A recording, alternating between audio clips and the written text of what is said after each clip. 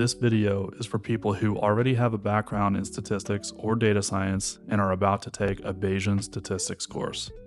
The goal here isn't to teach the whole subject, it's to demystify it. I'm going to give you a mental model that makes the material in your class easier to understand and a quick orientation to the main ideas you'll encounter. By the end, you should have a clear sense of what Bayesian statistics is really about and how the pieces of your course will fit together. Before we talk about Bayesian statistics, it helps to orient where we're coming from. If this upcoming course is called Bayesian statistics, then what exactly have we been learning up to now? You may not have heard the name before, but almost everything taught in standard statistics classes is called frequentist or classical statistics. Bayesian statistics is simply a different framework that approaches estimation and uncertainty in a different way. What does that mean? You'll often hear that Bayesian statistics is a framework for updating beliefs in light of new evidence. It's a popular elevator pitch, but what does this mean? Before we go any further, we need to clarify what the word belief actually means in a Bayesian context. When most people hear the word belief, they think of things like ghosts are real or pineapple belongs on pizza. These are personal opinions or philosophical positions.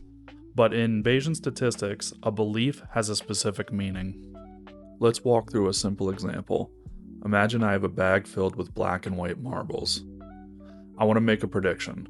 If I draw 25 marbles, what's the probability that 0 of them will be black? To make this prediction, I can use the binomial distribution. A binomial distribution lists all outcomes from 0 to 25 black marbles, and the height of each bar shows the probability of drawing exactly that many in 25 tries. In this case, I can use it to predict that there is a 0.4% probability of drawing 0 black marbles. But notice something important. This prediction depends on knowing the true proportion of black marbles in the bag, which is 20% in this case. If the proportion were only 10%, the probability of 0 black marbles jumps to about 7.2%. And if 50% of the marbles were black, then drawing 0 black marbles in 25 draws would be practically impossible. So to make informed predictions, we need to know certain things about the process we're studying. These things are called parameters. In our marble example, the key parameter is the proportion of black marbles in the bag. We either need to know that parameter, or we need a method for estimating it. Without it, our predictions are just guesses. And when people talk about beliefs in Bayesian statistics, this is exactly what they're referring to, our belief about the value of the parameter. Now that we've defined what a belief means in a Bayesian context, our estimate of a parameter, we can revisit that elevator pitch. Bayesian statistics is a framework for updating one's beliefs in light of new evidence. This makes a lot more sense now, because we know that updating a belief just means updating our estimate of a parameter value. But this raises an important question. Does this mean frequentists can't update their beliefs? Let's explore. Let's look at how this works under the frequentist framework. Imagine we start drawing marbles from the bag with replacement so the proportion in the bag doesn't change.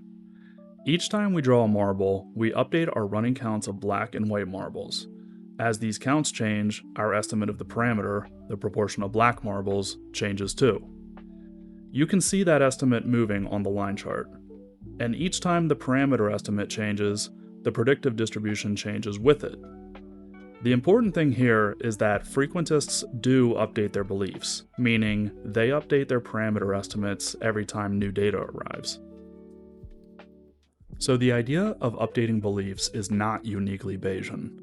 Both approaches revise their understanding of the parameter as they see more data. So instead of focusing on belief updating, let's build a better mental model that actually captures what makes Bayesian statistics different. Here I've drawn 3 different amounts of information from our marble system. In one scenario, we draw 5 marbles. In another, 20 marbles. And in the third, we imagine we somehow know the true proportion exactly. In all 3 cases, the estimated proportion happens to be the same, 0.2. If we plug that estimate into the binomial distribution, we get the same predictive distribution every time, from which we estimate about a 0.4% chance of drawing 0 black marbles out of 25. In fact, As all three predictive distributions are identical, any prediction we compute will be identical across all three situations. But that doesn't feel right. Intuitively, a prediction based on only 5 marbles should feel much less certain than one based on 20 marbles, and both should feel less certain than knowing the true proportion with complete confidence. So this is the key problem. The point estimate is the same, even though the amount of information behind it is very different. Now let's look at the same 3 situations, but from a Bayesian perspective. Instead of a single number for the parameter, we now have a distribution that represents our uncertainty about the true proportion of black marbles. A parameter distribution shows every possible value for the proportion, weighted by how plausible each value is given the data we've seen. With only 5 marbles drawn, the distribution is wide, meaning many proportions are still quite plausible.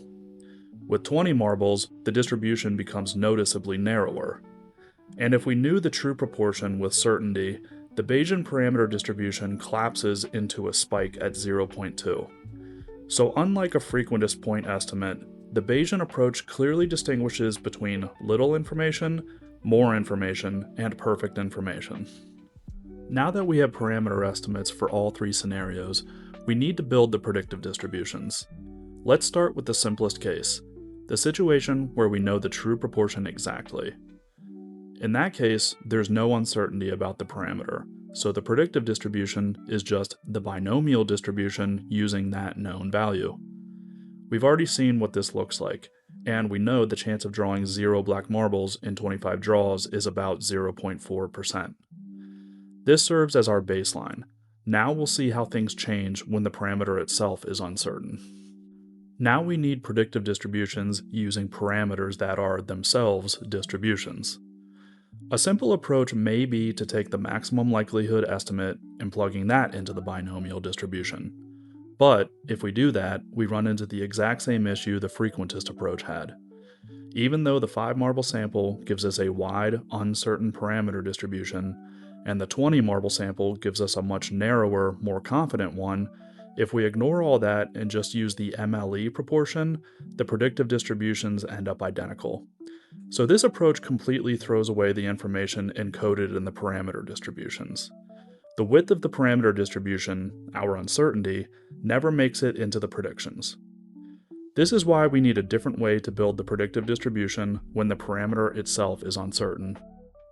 So instead of collapsing the parameter to a single number, we build what's called a compound distribution, a predictive distribution whose parameter is itself a distribution.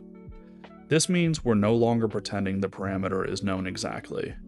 We're averaging over every possible value of the parameter, weighted by how plausible each value is. And the main consequence of doing this is that it naturally increases the predictive variance. You can see that here. With the 20 marble sample, the predictive distribution is wider than the one based on a fixed parameter, because we're still uncertain. And with only 5 marbles, the parameter distribution is much wider, so the predictive distribution spreads out even more. In other words, a compound predictive distribution automatically reflects how much or how little information we have. And now, if we look at the actual predictions, we can see that the probability of drawing 0 black marbles is different in each case. Even though all 3 scenarios agree that the most likely proportion is 0.2, they have very different levels of certainty about that value. And because the predictive distributions now incorporate that uncertainty, the predictions reflect those differences. More uncertainty in the parameter, more uncertainty in the prediction. Now we can see why the classic elevator pitch, updating beliefs in light of new evidence, isn't quite enough. Both frequentists and Bayesians update their beliefs, so that's not the real difference. A much better way to describe Bayesian statistics is a framework for quantifying the uncertainty in our beliefs and for incorporating that uncertainty into our predictions. To put everything together, let's add one more scenario, the case where we have no information at all. If we haven't drawn any marbles, we know nothing about the proportion, so the Bayesian parameter distribution is completely flat. Every proportion between 0 and 1 is equally plausible. And if the parameter is totally uncertain, then the predictive distribution is flat as well. Every outcome is equally possible. Now watch what happens as we start collecting data. With a small sample, the parameter distribution begins to form a shape. With more data, it tightens. And with enough information, it eventually collapses towards the spike we'd get if we knew the true proportion exactly. The predictive distributions follow that same transformation, wide and uncertain when the parameter is flat, gradually tightening with more data. So you can think of Bayesian statistics as taking you smoothly from no information to some information to full information, with both the parameter distribution and the predictive distribution evolving together. Here's the same set of scenarios, but from the frequentist perspective. Notice that there is no evolution in the parameter itself. Whether we have a tiny sample, a moderate sample, or perfect information, the parameter estimate is always just a single number. And because that single number doesn't carry any information about how uncertain it is, the predictive distribution doesn't evolve either. In the frequentist framework, having very little information is treated as the mathematical equivalent of having full information. The point estimate is the same type of object, no matter how much or how little data supports it. Now that you have a clear mental model for the value of Bayesian statistics, how it represents uncertainty in the parameter and carries that uncertainty into predictions, we can take a quick look at the major topics you'll see in a typical Bayesian statistics course. Each of them builds directly on the ideas we just developed. The first major topic you'll cover is how to calculate the predictive distribution when the parameter itself is uncertain. The idea is exactly what we've been doing. You start with a parameter distribution, and instead of plugging in a single value, you integrate over all possible parameter values, each weighted by how plausible it is. The result is a compound predictive distribution that naturally reflects both the randomness of the process and our uncertainty in the parameter. If you have a parameter distribution and you receive more data, you will need to know how to calculate a new parameter distribution that incorporates the additional data. When you do this, the original distribution is called the prior, and the new distribution is called the posterior. This is likely where you'll spend most of your time in a Bayesian statistics course. Because the core tool for updating parameter distributions is Bayes' theorem, it's easy to get caught up in the mechanics and to start thinking that the entire point of Bayesian statistics is just updating parameter distributions. But it's important not to lose the forest for the trees. Updating the parameter distribution is only one piece of the larger picture. It's one of the mechanics that allows us to capture uncertainty in the parameter and then incorporate that uncertainty into our predictions. Over the semester, you'll learn different ways to compute the posterior, using Bayes' rule directly, using conjugate priors, using numerical methods, and more. But all of them support the broader goal we already saw in the marble example. If calculating the posterior requires a prior and new data, then a natural question is, what do we do the very first time we collect data, when we don't yet have a prior? You'll learn how to choose that initial parameter distribution, whether that means using an uninformative prior, a weakly informative prior, a fully informed prior, or even estimating the prior shape from data using techniques like empirical Bayes. The goal isn't to be philosophical about priors, it's simply to give the parameter distribution a reasonable starting point so that once data starts arriving, your posterior can start evolving.